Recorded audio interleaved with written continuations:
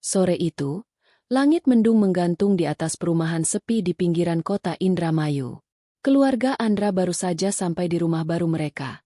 Sebuah rumah tua 2 lantai yang dibeli dengan harga sangat murah. Terlalu murah untuk ukuran rumah sebesar itu. Lumayan banget kan? Ma? Ada kolam renangnya juga, kata Pak Joko, ayah Andra, sambil membuka gerbang berderit yang berkarat. Ibu Andra, Bu Nanik, hanya tersenyum canggung. Sesuatu dari rumah itu membuatnya tidak nyaman sejak pertama kali melihatnya. Andra, remaja 17 tahun, langsung terpesona melihat kolam renang yang terletak di belakang rumah. Walau airnya keruh dan dipenuhi lumut, ada sesuatu yang menghipnotis matanya. Kok dingin banget ya di sini?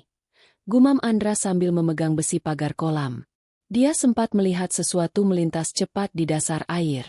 Tapi saat dia menatap ulang, air itu hanya diam, tenang, dan sunyi. Malam harinya, suasana makin ganjil. Jam menunjukkan pukul 1.13 dini hari. Hujan turun pelan. Angin menderu masuk lewat celah jendela kamar Andra. Ia terbangun karena mendengar suara cipratan air dari arah belakang rumah. Siapa yang berenang malam-malam gini? Pikirnya. Pelan-pelan, Andra berjalan ke arah jendela lantai 2 yang menghadap ke kolam. Lampu taman berkedip-kedip. Dan di sana, ada sosok perempuan bergaun putih. Rambut panjang menutupi wajah. Duduk di tepi kolam sambil menggoyang-goyangkan kaki ke air. Andra langsung menjauh dari jendela dengan napas tertahan. Saat dia mencoba melihat lagi, sosok itu sudah hilang. Pagi harinya, Pak Joko bilang pada mereka, dulu rumah ini punya pengusaha kaya. Anaknya katanya tenggelam sendiri di kolam itu malam hari. Tapi itu gosip aja. Udah, jangan pikir yang aneh-aneh. Andra diam. Tapi malam itu, sosok itu benar-benar ada. Dan dia merasa, ini baru awalnya. Hari-hari pertama di rumah baru terasa aneh bagi Andra. Siang hari semuanya tampak normal. Tapi begitu malam tiba, hawa dingin dan kesunyian terasa tidak wajar. Apalagi suara dari kolam renang itu. Terus terdengar tiap malam. Malam kedua. Pukul 1. Andra kembali terbangun. Suara, biur, biur. Terdengar jelas dari arah kolam. Dengan perasaan ragu, ia keluar dari kamar. Suasana lorong rumah gelap dan sepi. Hanya suara jam tua berdetak yang mengiringi langkahnya ke arah jendela. Dari lantai 2, ia bisa melihat ke kolam renang. Dan di sanalah dia melihat seseorang sedang berenang. Seorang gadis. Rambutnya panjang, bergaun putih, berenang lambat mengitari kolam. Tapi, gerakannya aneh. Tidak seperti manusia biasa. Andra memicingkan mata. Gadis itu berenang tanpa menggerakkan tangan dan kaki, seperti tubuhnya hanya meluncur sendiri di permukaan air. Lalu dalam satu momen, kepalanya menoleh perlahan ke arah jendela lantai 2. Wajahnya pucat, matanya kosong, dan bibirnya sobek sampai ke pipi. Tatapan mereka bertemu. ARGH. Andra terpental ke belakang. Jantungnya nyaris berhenti. Saat ia bangkit lagi dan menoleh keluar jendela, kolam itu kosong. Paginya, Andra menceritakan kejadian itu kepada ibunya. Namun Bu Nanik hanya menanggapinya dengan khawatir. Kamu kecapean, Nak. Mungkin cuma mimpi buruk karena belum terbiasa di rumah baru. Tapi malam berikutnya, Andra memutuskan merekam suara dari jendela kamar. Keesokan harinya, ia membuka rekaman suara itu. Durasi, pukul 2.17 menit. Suaranya sunyi. Lalu terdengar suara kaki menyeret di lantai batu, suara cipratan air, dan bisikan lirih. Aku belum selesai. Dan di detik terakhir rekaman itu, suara tawa kecil seperti tawa seorang gadis. Andra mulai merasa semakin terganggu. Rekaman suara semalam benar-benar membuat bulu kuduknya berdiri. Ia mencoba memberanikan diri untuk menyelidiki lebih jauh tentang rumah dan kolam renang itu. Hari itu, Andra pergi ke warung kecil di ujung perumahan. Penjual warung, seorang wanita tua bernama Bu Ijah, menyambutnya ramah. Namun ketika Andra bertanya soal rumahnya, senyuman Bu Ijah langsung hilang. Rumah itu Bu Ijah menatap tajam. Kamu tinggal di rumah yang ada kolam renangnya itu, ya? Andra mengangguk. Bu Ijah menarik napas panjang.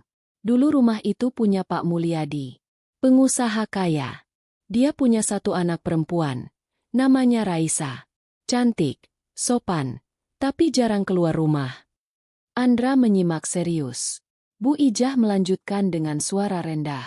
Sampai suatu malam, Raisa ditemukan mengambang di kolam. Mati.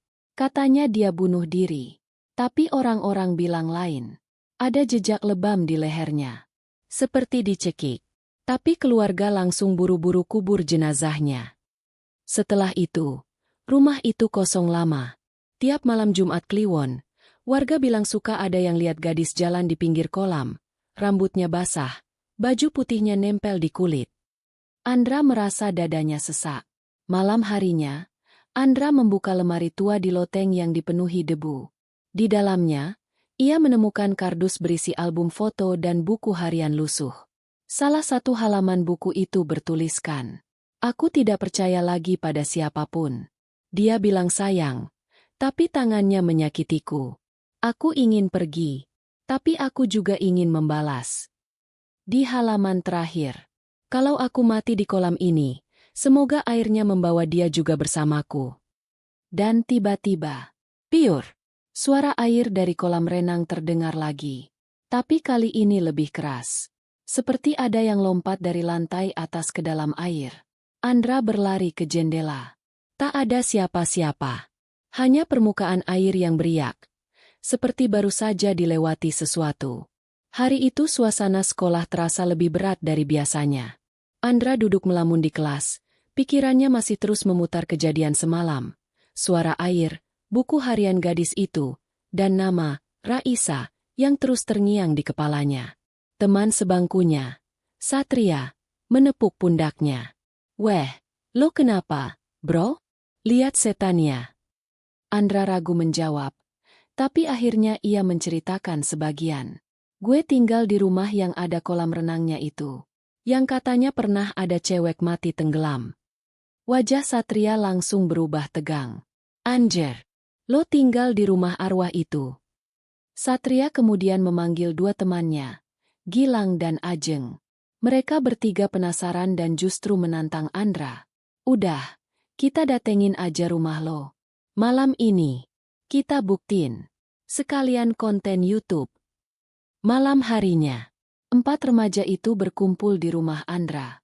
Mereka turun ke area kolam sambil membawa kamera HP dan senter. Suasana dingin. Angin malam bergerak pelan, seolah mengikuti mereka. Air kolam tampak lebih gelap dari biasanya. Satria berdiri di pinggir kolam, mengarahkan kamera ke wajahnya. Jam 2 pagi, di kolam renang rumah berhantu.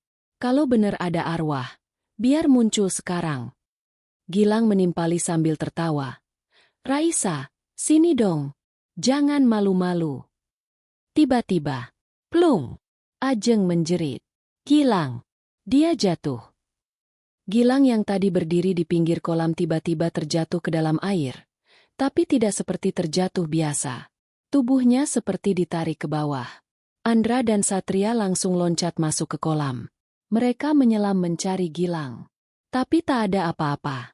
Tubuhnya hilang. Polisi datang pagi harinya. Mereka menguras kolam. Dan di dasar kolam, mereka menemukan Gilang.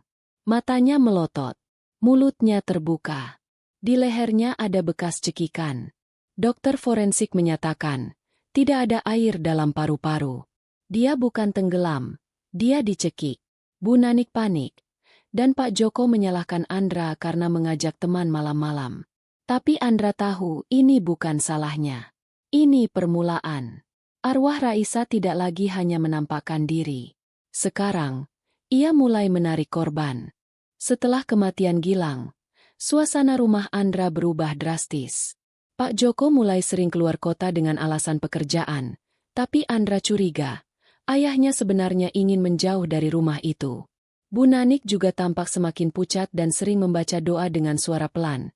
Terutama saat menjelang malam. Sementara itu, Andra dihantui perasaan bersalah. Wajah Gilang terus muncul dalam tidurnya. Membeku, matanya menatap kosong, seolah ingin berkata sesuatu tapi tak mampu. Malam itu, sekitar pukul 2 dini hari, Andra terbangun. Bukan karena suara air kali ini, tapi karena suara langkah kaki pelan dari lantai bawah. Tap, tap, tap. Langkah itu lambat, berat, dan terdengar seperti menyeret sesuatu. Andra perlahan membuka pintu kamarnya. Rumah gelap. Hening. Tapi langkah itu masih terdengar. Dia berjinjit ke arah tangga. Dan di sana, di ruang tengah yang gelap, ada sosok gadis berdiri membelakangi. Gaunnya putih kotor. Rambut panjangnya basah. Tubuhnya sedikit membungkuk. Dia berdiri tepat di depan foto keluarga Andra yang tergantung di dinding. Perlahan, sosok itu mengangkat tangannya yang kurus pucat, lalu mencakar wajah Bu Nanik di dalam bingkai foto. Lalu menghilang. Pagi harinya, Andra menceritakan semuanya kepada Ajeng dan Satria di sekolah. Ajeng langsung gemetar. Semenjak kita ke rumah lo, gue sering mimpi buruk. Cewek itu berdiri di ujung kasur gue. Dia bilang, 1 belum cukup. Satria juga mengaku mendapat pesan aneh lewat DM Instagram. Akun tanpa nama mengirimkan gambar kolam yang sama, dengan tulisan, yang bersalah akan ikut.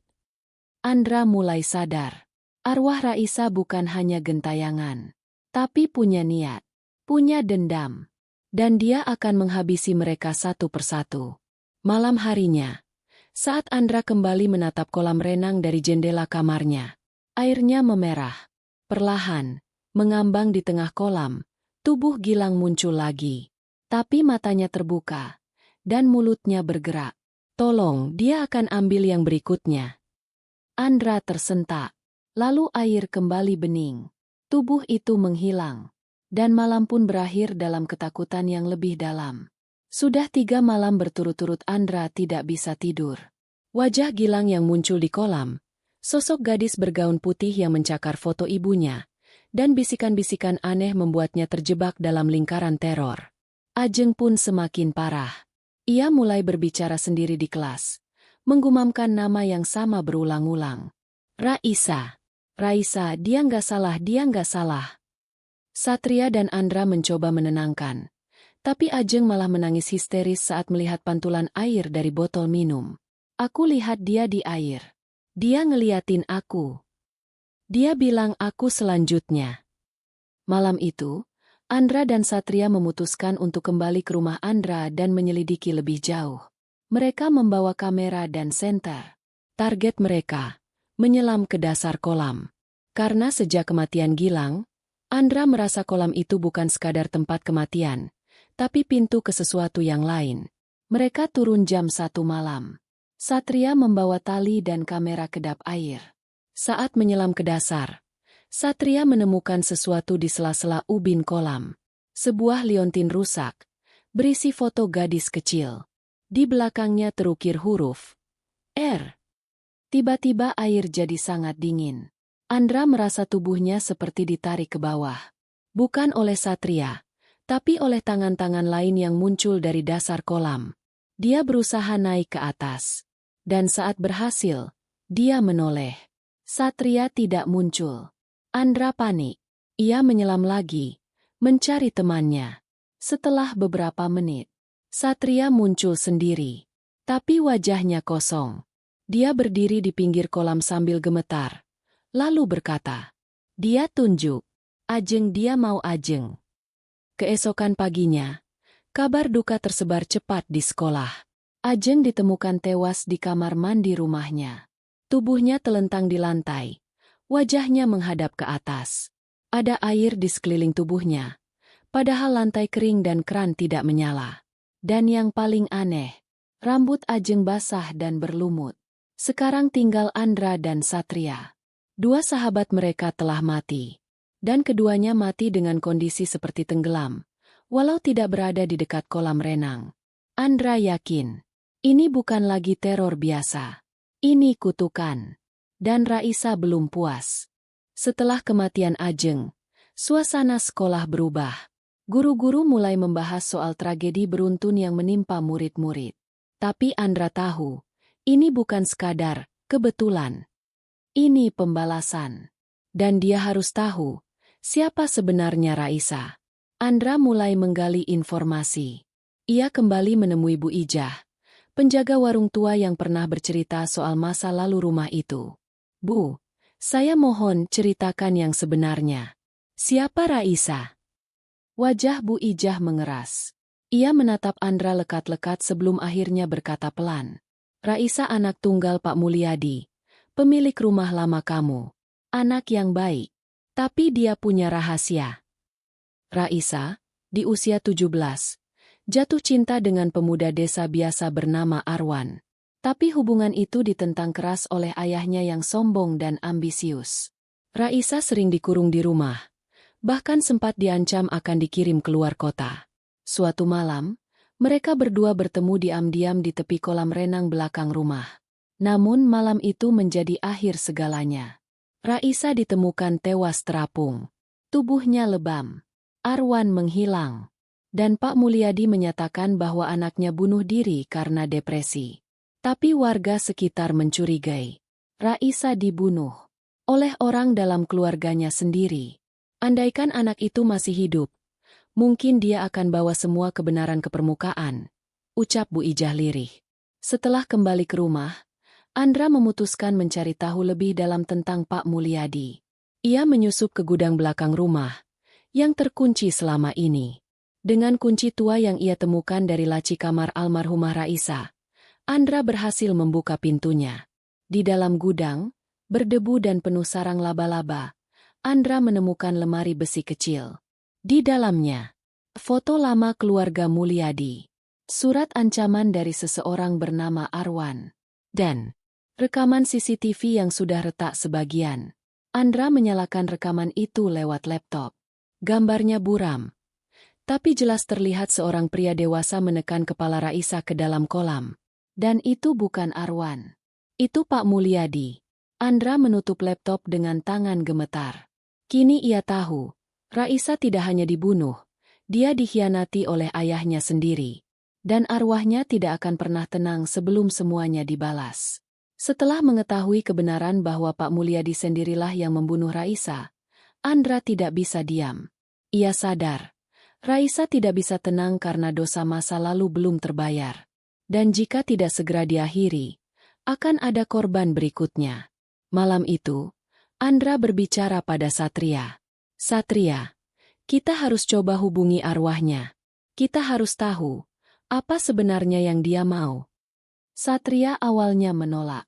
Tapi setelah melihat sendiri wajah Ajeng di kamar jenazah, dengan ekspresi ketakutan yang tidak manusiawi, ia akhirnya setuju. Mereka pergi ke rumah tua milik dukun sepuh bernama Mbah Wira, yang dikenal warga sekitar sebagai orang yang bisa berkomunikasi dengan mereka yang sudah tiada. Mbah Wira bersedia membantu, tapi dengan peringatan keras. Kalau kalian panggil dia, kalian harus siap, karena dia tidak datang sendirian. Yang menahan dendam, takkan pernah datang tanpa darah. Ritual dilakukan pukul 1 malam, di tepi kolam renang tempat Raisa tewas. Lilin dinyalakan, air bunga disiram mengelilingi tepi kolam, dan mantra dibacakan dengan bahasa kuno. Tiba-tiba, angin kencang berhembus dari arah kolam. Air beriak sendiri, meski tidak ada yang menyentuhnya. Lilin padam satu persatu. Dan dari dalam air, muncul kabut putih yang menggumpal perlahan, membentuk sosok perempuan. Raisa. Wajahnya pucat, matanya kosong, rambutnya tergerai basah. Tubuhnya mengambang tanpa gerak. Kalian yang membuka, kalian harus mengakhiri. Dia yang membunuhku, belum mati. Tapi akan kubawa semua yang pernah dia melihatku mati. Seketika, dari kejauhan terdengar suara langkah kaki cepat. Pak Joko, ayah Andra, datang berlari. Apa yang kalian lakukan? Hentikan ini. Mbah Wira menoleh tajam. Orang ini menyimpan rahasia juga, katanya sambil menunjuk Pak Joko. Andra menatap ayahnya dengan bingung. Apa maksudnya, ya? Pak Joko terlihat pucat. Diam. Tak menjawab. Tapi matanya gemetar. Satria tiba-tiba kesurupan. Ia menggeliat di lantai, lalu tertawa kecil dengan suara bukan suaranya. Saksi palsu ikut menutupi, biar usahanya diselamatkan. Andra tersentak. Ayahnya ternyata terlibat dalam menutupi kematian Raisa. Air kolam mulai berubah merah. Angin berputar seperti pusaran. Dan suara Raisa terdengar lagi. Satu demi satu akan kubawa, sampai yang bersalah minta maaf dengan nyawanya. Setelah ritual pemanggilan arwah itu, rumah Andra tak pernah sama lagi. Pintu terbuka sendiri, suara langkah tanpa wujud, dan cermin kamar mandi selalu memunculkan bayangan perempuan bergaun putih. Namun yang paling menghantui Andra bukanlah Raisa, melainkan tatapan bersalah dari ayahnya sendiri, Pak Joko. Andra mendesaknya di ruang tamu. Ayah, siapa Raisa? Kenapa Mbah Wira bilang ayah tahu sesuatu? Pak Joko akhirnya angkat bicara, suara lirih dan berat.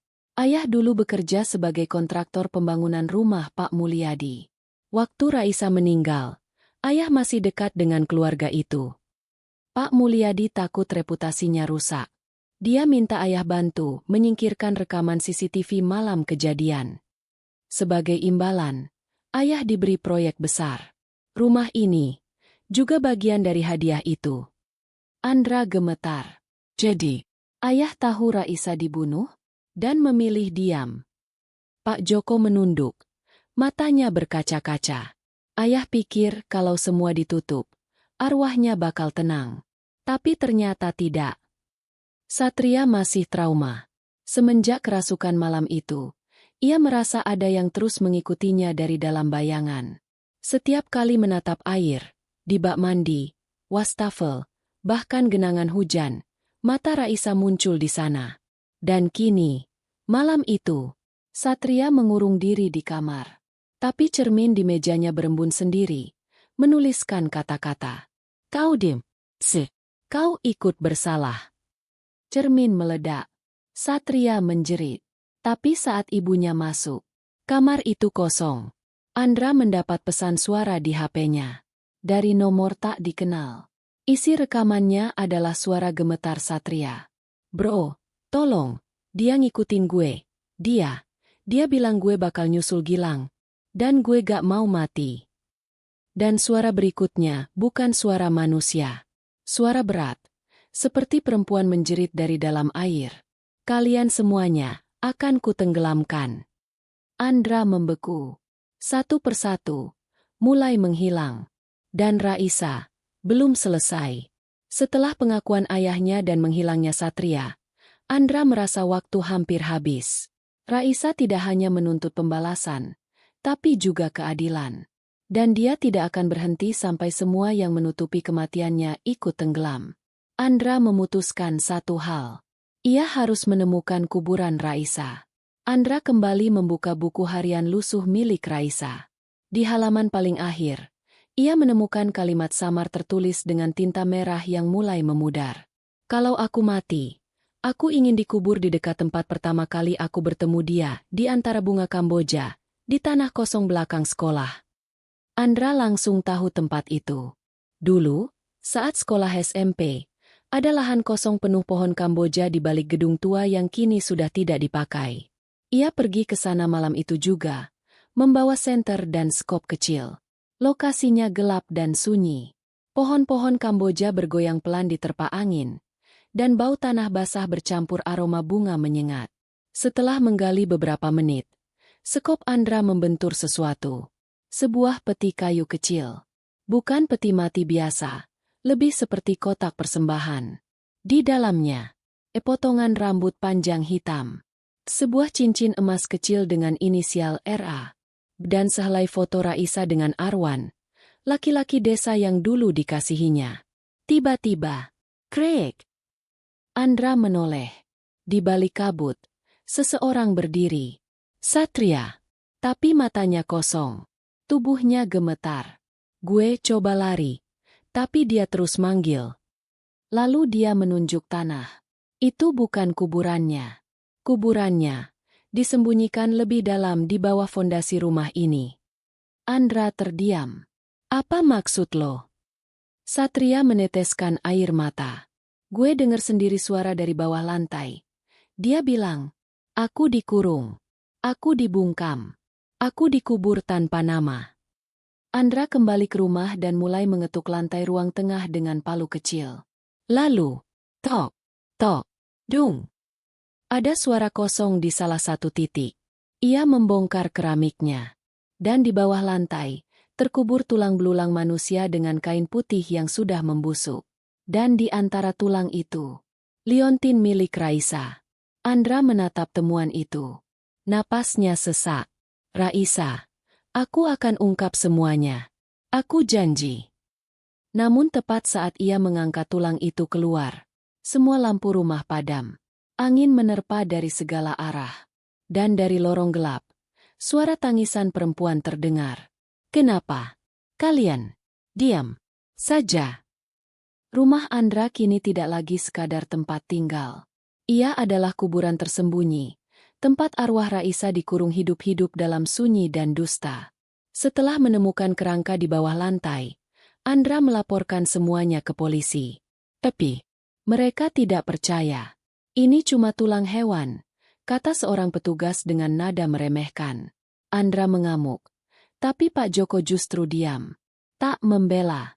Ia terlihat makin ketakutan, seolah sadar, kutukan Raisa kini benar-benar bangkit. Di rumahnya, Satria mulai melihat bayangan perempuan muncul di setiap kaca. Ia mendengar suara dari kamar mandi yang terkunci. Satria, kamu lihat aku dibunuh, tapi kamu diam. Sekarang temenin aku. Malam itu, ibunya menemukan kamar Satria terkunci dari dalam. Saat berhasil dibuka, hanya ada genangan air di lantai. Satria hilang, tanpa jejak. Putus asa, Andra kembali menemui Mbah Wira. Ia membawa liontin, foto, dan potongan tulang Raisa. Kalau semua yang tahu tidak bicara dan mereka yang membunuh tak dihukum, arwah itu akan terus menjemput, kata Mbah Wira sambil menatap api dupa. Kamu satu-satunya yang tidak bersalah, tapi sudah terikat. Dia tidak akan membunuhmu. Kalau kamu bantu dia mengungkap segalanya. Andra mengangguk pelan. Aku akan lakukan apapun. Raisa harus didengar. Andra menghubungi seorang jurnalis independen, bernama Kak Vina, yang tertarik pada kasus-kasus gaib dan pembunuhan misterius. Dengan semua bukti yang ia punya. Rekaman suara saat kesurupan. Tulisan-tulisan dari buku harian. Foto-foto rekaman CCTV. Lokasi tulang belulang yang terkubur. Dan kesaksian Bu Ijah. Kak Vina mulai menyusun laporan viral berjudul Kolam Darah, Misteri Arwah Remaja dan Dosa Keluarga Kaya.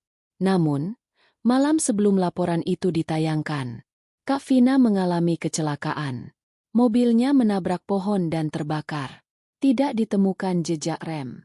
Seolah-olah seseorang atau sesuatu mengendalikan mobilnya. Andra tahu, arwah Raisa tidak hanya haus balas dendam.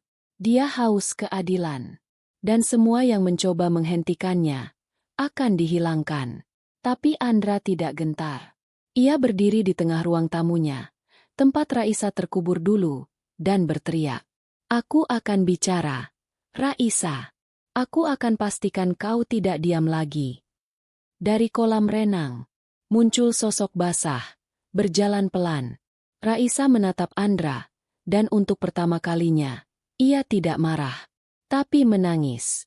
Setelah kehilangan Satria dan kegagalan Kak Vina mengungkap ke publik, Andra tahu waktunya hampir habis. Raisa kini tak hanya ingin balas dendam, tapi juga memaksa dunia melihat kebenaran. Dan yang pertama harus diadili adalah Pak Joko, ayah Andra sendiri. Malam itu hujan turun deras. Petir menyambar tanpa jeda. Pak Joko terlihat gelisah, mondar-mandir di ruang tamu. Andra berdiri di depan ayahnya. Ayah ikut menutup kematian Raisa. Sekarang semua itu kembali menuntut. Pak Joko membentak. Kamu pikir kamu pahlawan? Kalau ayah buka mulut waktu itu, kamu bahkan gak akan lahir di rumah ini. Semua akan hancur. Tapi dia mati. Yah, dikubur di bawah kaki kita sendiri. Teriak Andra. Tiba-tiba, semua lampu padam. Televisi menyala sendiri, menampilkan rekaman malam pembunuhan Raisa. Pak Mulyadi mendorong Raisa ke dalam kolam. Raisa meronta. Di pinggir kolam, terlihat Pak Joko berdiri melihat tapi tidak menolong. Pak Joko menjerit, "Matikan itu! Matikan!" Layar berubah hitam, dan suara dari dalam kolam terdengar. "Kau lihat aku mati, dan kau diam. Sekarang, temani aku." Kolam renang di belakang rumah mulai bergolak. Air berubah merah gelap. Buih-buih muncul, dan dari dalamnya, tangan-tangan putih pucat menjulur ke atas. Pak Joko terseret ke belakang oleh kekuatan tak terlihat. Andra berusaha menolong tapi terlalu kuat. Pak Joko berteriak sejadi-jadinya ketika air kolam menelannya hidup-hidup. Lalu, semua menjadi sunyi. Kolam kembali tenang. Hujan berhenti. Petir padam. Dan di tengah kolam, Raisa berdiri, menatap Andra. "Terima kasih, kau biarkan aku bicara, sekarang aku tenang." Tubuh Raisa mulai memudar perlahan. Air kolam menjadi bening untuk pertama kalinya. Dan entah kenapa, udara malam itu terasa hangat. Pagi hari, polisi datang setelah laporan Andra. Mereka menemukan kerangka manusia di bawah lantai dan bekas perusakan pondasi. Kini semuanya berubah. Media mulai memberitakan kembali kasus lama yang ditutup. Pembunuhan remaja putri oleh pengusaha ternama. Arwahnya membongkar fakta. Nama Raisa akhirnya disebut, tidak lagi sebagai gadis depresi yang bunuh diri, tapi korban pembunuhan yang tak pernah diperjuangkan. Namun, di akhir hari, saat Andra menatap kolam dari jendela, ia melihat bayangan Raisa sekali lagi. Tersenyum. Tapi sebelum menghilang, ia berbisik lirih. "Masih ada satu lagi." Beberapa hari berlalu sejak malam mengerikan itu. Setelah kematian Pak Joko dan terungkapnya pembunuhan Raisa, suasana rumah Andra terasa lebih ringan. Tak ada suara langkah tengah malam, tak ada bayangan di kolam, tak ada air yang tiba-tiba berubah warna. Namun Andra masih resah. Satu kalimat terakhir dari Raisa terus terngiang di kepalanya. "Masih ada satu lagi." Andra mendatangi Bu Ijah untuk bertanya lebih dalam. "Apakah selain Pak Mulyadi dan ayah saya, ada orang lain yang tahu pembunuhan itu?" Tapi diam. Bu Ijah awalnya terdiam. Tapi setelah dibujuk, ia mengaku. Dulu ada satu orang yang tahu dari awal. Orang kepercayaan keluarga Mulyadi. Dia yang bantu bersihkan kolam malam kejadian. Namanya Pak Darsan. Sekarang dia kerja di panti jompo, hidup sendirian. Andra langsung pergi ke panti tersebut. Pak Darsan sudah tua. Matanya kabur, tubuhnya lemah. Tapi saat Andra menyebut nama, Raisa, wajahnya langsung pucat seperti mayat. "Jangan sebut nama itu. Dia masih ngikuti aku." Andra memaksa bicara baik-baik. Akhirnya, Pak Darsan mengaku, "Aku yang bantu Pak Mulyadi malam itu. Aku yang kunci gerbang, yang buang liontin Raisa ke kolam. Aku pikir itu cuma urusan keluarga. Tapi setelah itu, hidupku dihantui.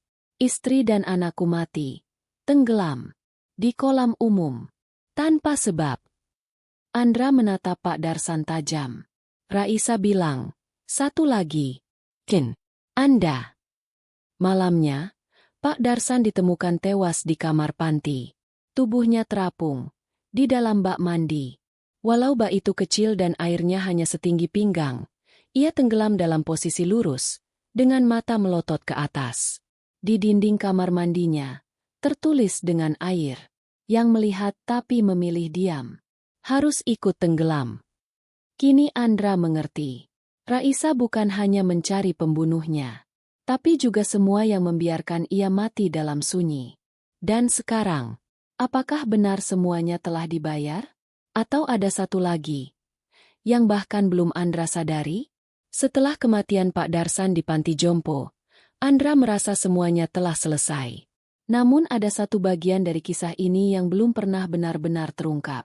Siapa sebenarnya Arwan? Pacar Raisa yang tiba-tiba menghilang setelah gadis itu tewas. Semua orang mengira Arwan kabur karena takut dituduh. Atau mungkin, ikut mati malam itu. Tapi benarkah? Andra kembali membuka buku harian Raisa, berharap menemukan petunjuk lebih lanjut. Di halaman paling akhir yang sempat ia abaikan, tertulis samar. Kalau aku pergi, Arwan berjanji akan kembali. Tapi ayah bilang, dia bukan orang baik. Ayah bilang, Arwan cuma mau sesuatu dari keluarga kami. Sesuatu? Andra mulai curiga. Ia menyelidiki nama Arwan di data sipil lama, dibantu oleh kenalannya di kantor polisi. Hasilnya membuat bulu kuduknya berdiri. Nama Arwan tidak pernah terdaftar secara resmi. Tidak ada KTP, akta lahir, atau data pendidikan. Seolah-olah Arwan tidak pernah ada. Andra kembali menemui Mbah Wira untuk meminta penjelasan. Sang dukun tua terdiam cukup lama sebelum berkata pelan. Arwan bukan manusia biasa. Nak, dia adalah pemuja. Dia mendekati Raisa karena keluarganya punya perjanjian. Sesuatu yang gelap, yang bahkan Pak Mulyadi disembunyikan. Arwan ingin menuntut bagiannya dari perjanjian itu. Andra terperanjat. Perjanjian? Dengan siapa? Mbah Wira menunduk. Dengan kolam itu. Mbah Wira menjelaskan. Bertahun-tahun lalu, saat pertama kali membangun rumah, Pak Mulyadi melakukan ritual pesugihan air. Ia diminta membangun kolam renang di tanah khusus, lalu memberi tumbal perempuan murni agar usahanya lancar. Namun saat waktunya tiba, Pak Mulyadi menolak memberikan tumbal. Perjanjiannya dilanggar. Arwah penunggu kolam itu murka. Dan Raisa menjadi korban penolakan itu, kata Mbah Wira. Arwan, yang tahu semuanya, berusaha menyelamatkan Raisa, tapi gagal. Setelah malam pembunuhan, ia hilang tanpa jejak. Atau mungkin, ia ikut menjadi bagian dari kegelapan kolam itu. Malam itu, Andra bermimpi. Ia berada di tepi kolam. Raisa duduk di seberang, dan di sampingnya, Arwan. Wajah Arwan hitam legam. Matanya kosong. Tangannya menggenggam tangan Raisa erat. Tapi tubuhnya seperti kabur. Samar. Seperti asap yang hampir larut. Terima kasih. Kamu sudah bantu aku, ucap Raisa. Arwan menatap Andra. Lalu berbisik. Tapi, aku belum selesai. Ada satu lagi yang harus datang ke dasar. Andra terbangun dengan peluh dingin. Siapa yang dimaksud Arwan? Dan kenapa seolah kutukan itu masih belum benar-benar selesai? Andra belum bisa tidur sejak mimpi terakhir itu. Raisa dan Arwan muncul di tepi kolam, dan Arwan berkata, ada satu lagi yang harus datang ke dasar. Kini Andra yakin, kutukan belum selesai. Bukan hanya tentang balas dendam. Ini tentang perjanjian lama yang belum lunas. Di rumah, cermin mulai memunculkan bayangan Arwan. Kolam kembali berubah warna saat malam. Dan kini, Ibu Andra mulai sakit misterius. Ia sering mengigau, menyebut nama yang sama. Raisa, tolong jangan ambil aku. Tolong jangan ambil anakku. Andra bingung. Kenapa ibunya? Bukankah beliau tidak terlibat? Namun malam itu, ibunya memanggil Andra dengan lemah. Aku harus jujur. Nak, sebelum semuanya terlambat. Ibu Andra berkata dengan suara pelan. Waktu kamu masih bayi, ayahmu membawa kita pindah ke rumah ini. Tapi sebelum pindah, dia minta aku bantu menghapus nama Raisa dari semua catatan keluarga Mulyadi. Semua data tentang anak perempuan mereka dihapus, biar kasus itu dilupakan. Aku melakukannya. Karena aku takut. Dan karena aku ingin kamu tumbuh di rumah ini tanpa dihantui apapun. Andra terdiam. Lidahnya keluh.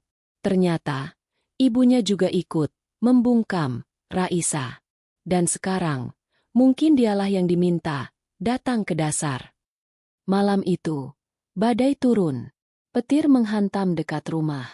Air kolam naik sendiri, seperti air pasang laut. Dari tengah kolam, muncul bayangan Arwan dan Raisa berdiri berdampingan. Andra berdiri di tepi kolam, melindungi ibunya yang lemah. Kalau kalian mau seseorang tenggelam, ambil aku, serunya keras. Ibuku memang salah, tapi dia cuma takut. Jangan ambil dia. Tiba-tiba, tangan-tangan dari dalam kolam mencengkeram kaki Andra dan menariknya ke bawah. Di dalam kolam, Andra terseret ke dunia gelap di bawah air. Ia melihat kenangan Raisa.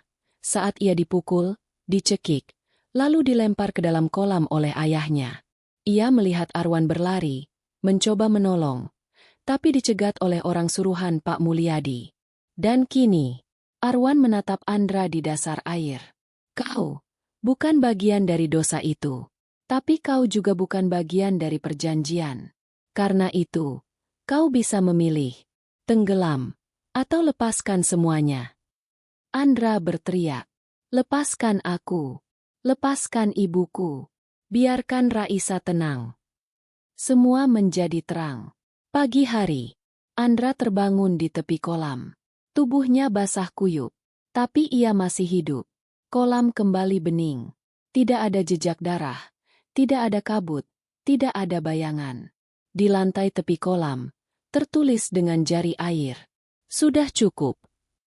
Kini Raisa telah tenang. Perjanjian pesugihan telah ditebus. Dan kutukan kolam renang itu resmi berakhir. Tapi, jika ada orang lain yang berani membuat perjanjian baru, air itu akan kembali merah. Sudah seminggu berlalu sejak malam mengerikan di kolam itu. Tidak ada lagi suara tangisan. Tidak ada cermin yang pecah sendiri. Tidak ada bayangan Raisa. Namun, Andra tidak merasa lega. Ia tidak bisa tidur. Setiap malam, ia duduk di tepi kolam, memandang air yang kini selalu jernih. Tapi tetap saja, ia merasa diawasi. Berita tentang pembunuhan Raisa mulai tersebar setelah bukti-bukti dari Andra dan kesaksian warga sekitar dibuka ke publik. Nama Raisa akhirnya diakui sebagai korban pembunuhan keji oleh ayah kandungnya sendiri. Pemerintah setempat berjanji akan menggali kembali kasus tersebut dan mengungkap semua yang terlibat. Tapi sayangnya, Pak Mulyadi sudah lama meninggal karena serangan jantung. Keadilan hanya sampai dicerita, tidak sampai ke penjara. Sejak pengakuannya malam itu, Ibu Andra jadi pendiam dan sulit berbicara. Setiap kali melihat air, ia gemetar. Bahkan mendengar suara keran mengalir pun ia menjerit. Psikolog menyebutnya trauma berat akibat rasa bersalah.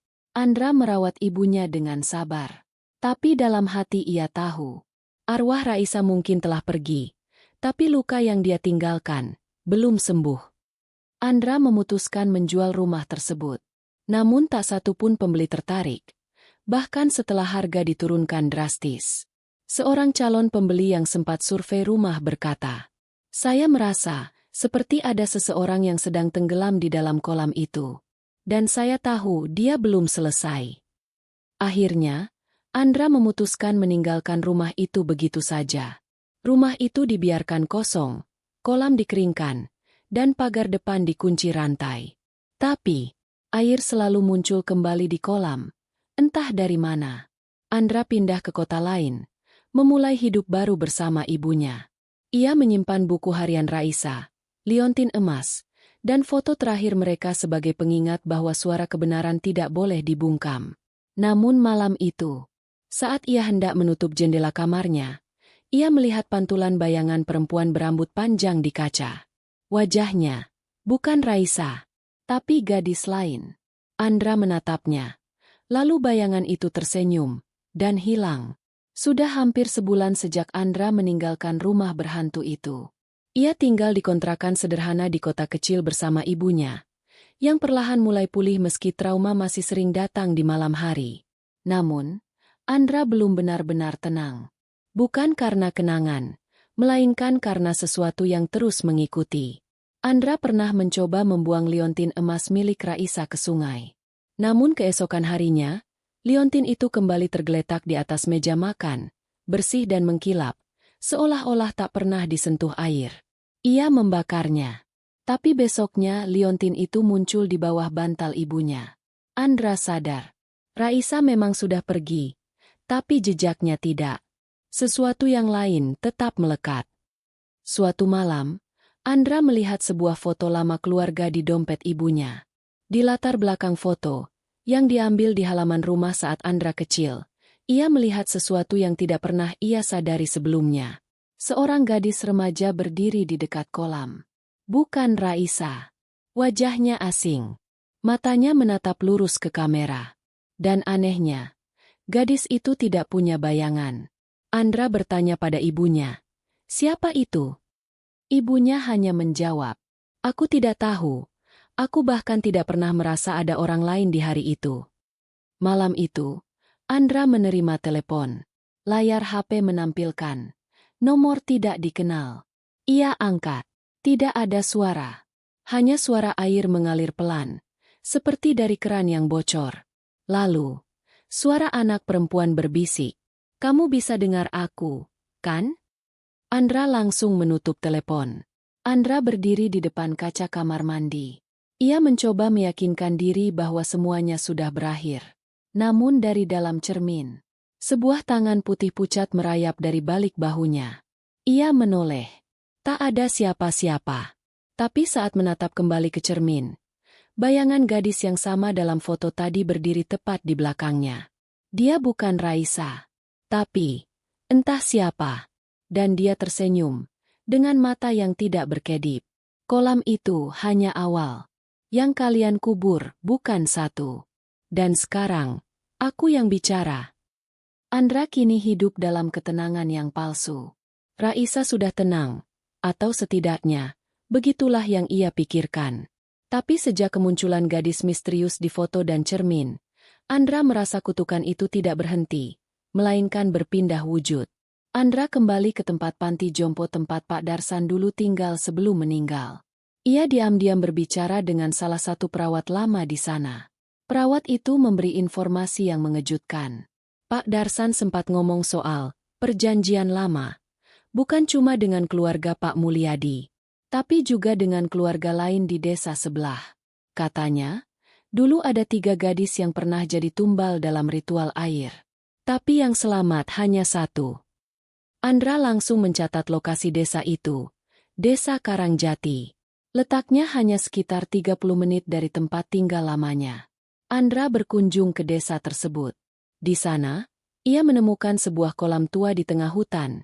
Kini sudah ditumbuhi semak liar. Tapi suasananya tidak asing.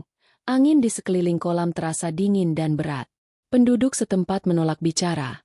Namun seorang kakek tua akhirnya bersuara. "Dulu 3 gadis hilang di sini. 2 ditemukan mati, 1 tidak pernah ditemukan. Kami mengira dia lari. Tapi mungkin dia masih di sini.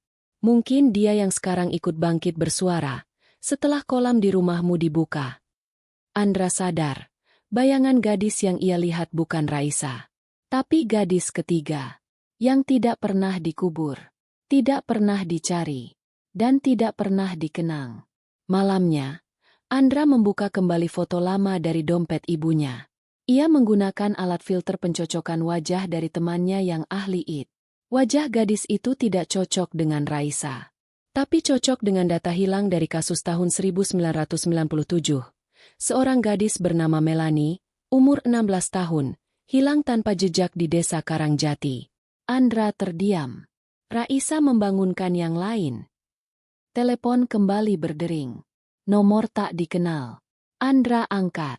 Suara air, pelan. Lalu, suara gadis remaja. "Kamu bantu Raisa. Sekarang bantu aku. Aku dikubur di bawah pohon Kamboja. Bersama 2 tulang lainnya. Tapi aku tak utuh. Kembalikan aku." Andra jatuh terduduk. Matanya berkaca-kaca. Kutukan belum selesai. Raisa hanyalah kunci pembuka. Dan sekarang pintunya sudah dibuka lebar. Setelah suara misterius dari telepon tadi malam, Andra kembali tak bisa tidur. Gadis yang bicara bukan Raisa. Suaranya lebih pelan, lebih menusuk, dan lebih marah. "Aku dikubur di bawah pohon Kamboja. Tapi aku tak utuh." Andra sadar, jika ia tidak menemukan jasad Melanie dan menyatukannya kembali, kutukan ini akan terus berlanjut. Pagi-pagi sekali, Andra menyusuri kembali jalan hutan ke kolam tua di tengah desa Karangjati. Ia mencari pohon Kamboja besar seperti yang disebut Melanie. Dan tak jauh dari tepi kolam, di balik semak, berdiri pohon Kamboja tua yang berlumut hitam, menjulang diam dalam bayangan. Andra mulai menggali dengan skop kecil. Tak lama tercium bau menyengat. Dan dari tanah basah, ia menemukan tulang belulang kecil, berserakan. Tulang itu tidak utuh. Beberapa rusuk patah, tengkorak retak, dan bagian kaki hilang. Andra ingat ucapan kakek desa. 2 gadis ditemukan mati, 1 hilang. Tapi tulang Melani tidak lengkap. Lalu kemana sisanya? Seorang warga tua berbisik padanya. Dulu, ada rumah kosong di dekat kebun jati. Tempat orang-orang menyimpan bagian tubuh para tumbal sebagai jimat. Dengan petunjuk itu, Andra menuju rumah tua yang nyaris roboh. Di bawah lantai kayunya, ia menemukan peti kecil berisi kain kafan lusuh dan beberapa tulang kaki manusia, dengan gelang sekolah terikat di pergelangan yang telah mengering. Gelang itu bertuliskan huruf MELANI. Andra membawa semua tulang itu kembali ke pohon Kamboja. Dengan tenang, ia mengubur semuanya di tempat yang sama. Kali ini dengan doa dan air suci dari Mbah Wira. Angin berhenti. Langit yang tadinya mendung menjadi terang. Dan bunga-bunga Kamboja berjatuhan satu persatu, tanpa sebab. Lalu terdengar suara, bukan dari mulut manusia, tapi dari dalam tanah. Terima kasih. Sekarang aku bisa pulang. Malam itu, Andra bermimpi. Ia berada di sebuah ruangan terang. Raisa berdiri di satu sisi, tersenyum. Dan di sampingnya, Melani. Wajahnya kini utuh dan damai. Mereka menatap Andra, lalu berkata bersama, "Kami sudah tenang. Tapi ingat, masih banyak yang dikubur tanpa suara." Andra terbangun dengan peluh dingin. Setelah penguburan ulang tulang Melani, dan mimpi aneh bertemu Raisa dan Melani bersama-sama, Andra merasa lega untuk pertama kalinya. Tapi kenyataan tidak berhenti di sana. Beberapa hari kemudian, berita tentang penemuan tulang belulang di bawah pohon Kamboja dan di rumah tua mulai menyebar. Salah satu media independen merilis laporan panjang berjudul "Korban yang tak dicari, Rahasia Kolam Tumbal di Karangjati." Wawancara dengan warga, bukti tulang, gelang bertuliskan Melani, hingga rekaman suara misterius dari HP Andra, semuanya jadi viral. Banyak orang dari luar kota datang untuk melihat langsung kolam tersebut. Bahkan paranormal dan YouTuber horor mulai berdatangan. Desa Karangjati berubah jadi lokasi wisata gelap. Dan itu membuat Andra merasa tidak nyaman. Malam itu, di kamar kontrakannya, Andra duduk sendirian. Ia menatap dinding kosong, dan tiba-tiba terdengar ketukan 3 kali dari arah dapur. Tok, tok, tok. Ia berdiri, perlahan mendekat. Saat sampai di dapur, semua lampu mati. Lalu suara perempuan terdengar. Bukan Raisa, bukan Melani, tapi suara yang asing. Lebih tua, lebih berat. Kau sudah membuka jalan. Sekarang saatnya. Semua kami bicara. Lampu kembali menyala. Dan di meja makan, ada foto tua berbingkai kayu yang belum pernah ia miliki sebelumnya. Foto hitam putih. 3 anak perempuan berdiri di tepi sungai. Salah satunya adalah Melani. 2 lainnya belum pernah Andra lihat. Tapi di belakang foto, tertulis, Tumbal Air tahun 1972. Andra membeku. Ini bukan soal Raisa. Bukan soal Melani. Ini, jaringan ritual yang sudah berlangsung lama. Puluhan tahun. Dan mungkin, mereka semua kini ingin bersuara. Andra berdiri dari kursinya. Ia menatap cermin di depan pintu kamar. Bayangannya menatap balik. Tapi di belakang bayangan itu, berdiri banyak sosok samar perempuan. Dengan rambut basah, mata hitam, dan pakaian zaman berbeda. Satu demi satu, mereka menatap Andra, dan berkata bersamaan, "Kau sudah mendengar kami. Sekarang bantu yang lain." Andra mulai sadar. Raisa hanya bagian kecil dari sarang besar ritual pesugihan air yang sudah lama berlangsung. Banyak arwah lain, dari tahun-tahun berbeda, tempat berbeda, yang kini mulai bangkit. Dan ia, tanpa sadar, telah menjadi penjaga suara mereka. Di tengah kebingungannya, Andra menerima sebuah surat di sela pintu rumah kontrakannya. Surat itu ditulis tangan, bertinta merah tua, dari Mbah Wira, sang dukun sepuh yang dulu membantu menguburkan Melani dengan layak. Isinya mengejutkan. Nak Andra, kalau kamu terima surat ini, artinya kamu sudah dipilih. Tidak semua manusia bisa mendengar suara mereka. Yang kau dengar bukan kutukan, tapi panggilan. Panggilan dari jiwa-jiwa yang dikubur tanpa nama. Mereka butuhmu jadi saksi dan pembongkar. Tapi ingat, barang siapa mengangkat nama mereka, akan jadi musuh para pelindung ritual lama. Andra menggenggam surat itu erat. Matanya gemetar. Mbah Wira juga menyertakan sebuah buku tua lusuh. Sampulnya hitam, dengan simbol aneh mirip pusaran air dan 3 garis melingkar. Di dalamnya, terdapat catatan ritual pesugihan air dari berbagai daerah. Kolam renang di rumah elit tahun 90-an. Danau buatan di pabrik tua. Sumur keramat di dekat sawah. Hingga embung besar yang dulu dibangun oleh Bupati tahun 1972. Di tiap lokasi, selalu ditemukan penghilangan gadis remaja. Andra menelusuri nama-nama yang tertulis. Satu nama membuat jantungnya berhenti sejenak. Dewi Prameswari, 17 tahun, hilang di kolam pabrik karung Serang, 1986. Andra membisik. Nama ini pernah disebut dalam mimpi. Andra mencoba memotret halaman buku itu, tapi kamera HP-nya langsung hang. Setiap mencoba, foto yang terekam hanya gambar kolam berisi tangan-tangan yang terjulur ke atas. Tapi itu tidak terjadi saat memotret hal lain. Andra sadar. Buku ini bukan sekadar catatan, tapi pintu. Dan pintu itu sekarang sudah terbuka. Malam itu, suara di rumah mulai berubah. Angin masuk lewat celah jendela. Lantai bergetar perlahan. Bayangan di cermin bukan hanya satu, tapi kini 12 sosok perempuan berbeda usia, zaman, dan cara berpakaian berdiri diam di belakang Andra. Mereka semua menatapnya. Mereka semua menunggu. Lalu salah satu dari mereka maju ke depan, menunjuk langsung ke jantung Andra. Kami sudah bicara. Sekarang, kau mau ikut diam, atau ikut melawan mereka, yang membunuh kami demi kekayaan? Andra menutup matanya. Setelah menerima buku catatan ritual dari Mbah Wira dan melihat 12 arwah perempuan menatapnya dari cermin, Andra menyadari satu hal. Ia tidak bisa lagi lari. Jika ia tidak bertindak, arwah-arwah itu akan terus mencari, berteriak, dan mungkin menarik korban baru. Andra mulai menyusun semua data yang ia miliki. Lokasi-lokasi ritual, nama para korban, tahun-tahun kejadian, pola keluarga pelaku. Sebagian besar adalah tokoh kaya atau pemilik usaha di desa kecil.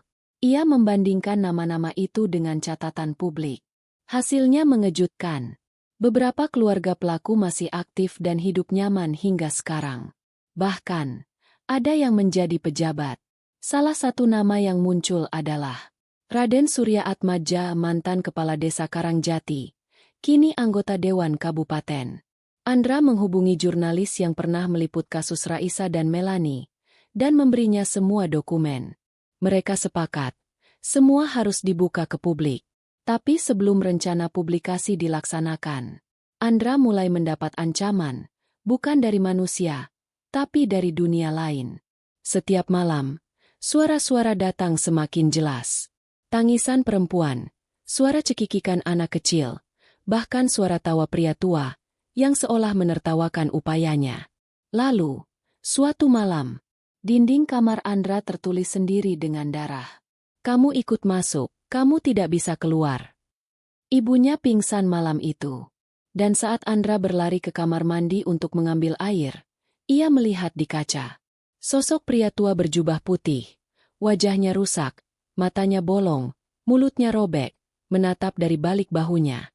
Dia berbisik, kekayaan kami dibangun dari darah. Kau cuma pengganggu.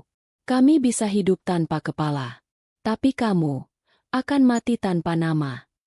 Andra segera kembali ke Mbah Wira.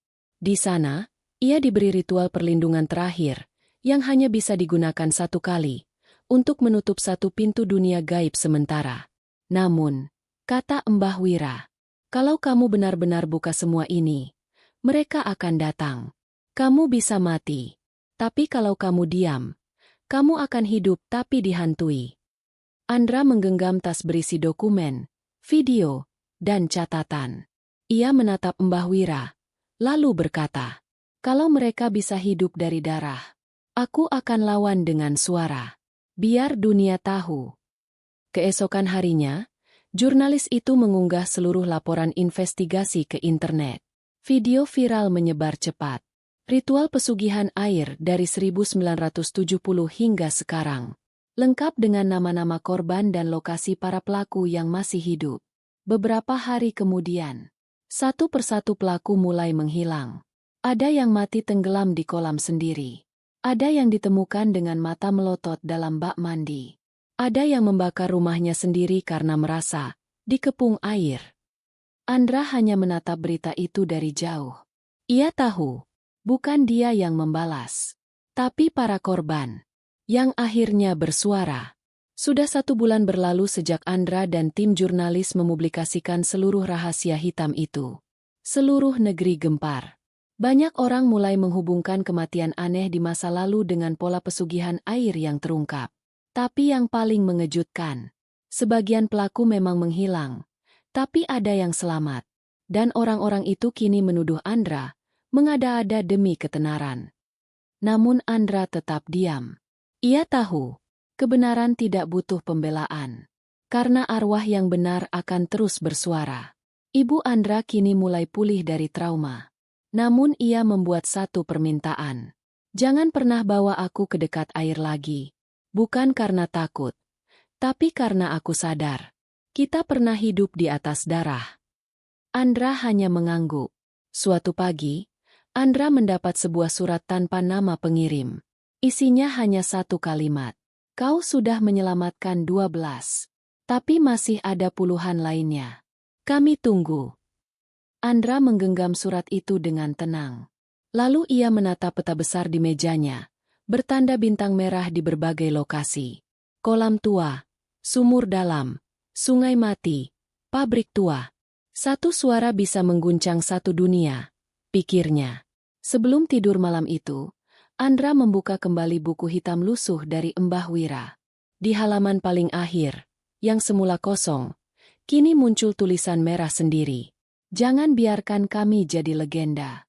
Bawa nama kami kembali ke dunia. Lalu perlahan, satu demi satu, nama-nama baru mulai muncul di halaman itu. Ditulis entah oleh siapa, atau oleh apa. Andra berdiri di depan cermin. Tak ada lagi bayangan mengintai. Tak ada suara dari belakang. Namun ia tahu satu hal. Tugasnya belum selesai. Bukan untuk melawan hantu, tapi untuk mengangkat kembali nama-nama yang sengaja dihapus oleh keserakahan. Dan malam itu, sebelum tidur, Andra menulis kalimat pertama dalam buku catatannya sendiri. Jika suatu hari aku menghilang, bukan karena mereka membunuhku, tapi karena aku memilih mendengar mereka yang dikubur dalam diam.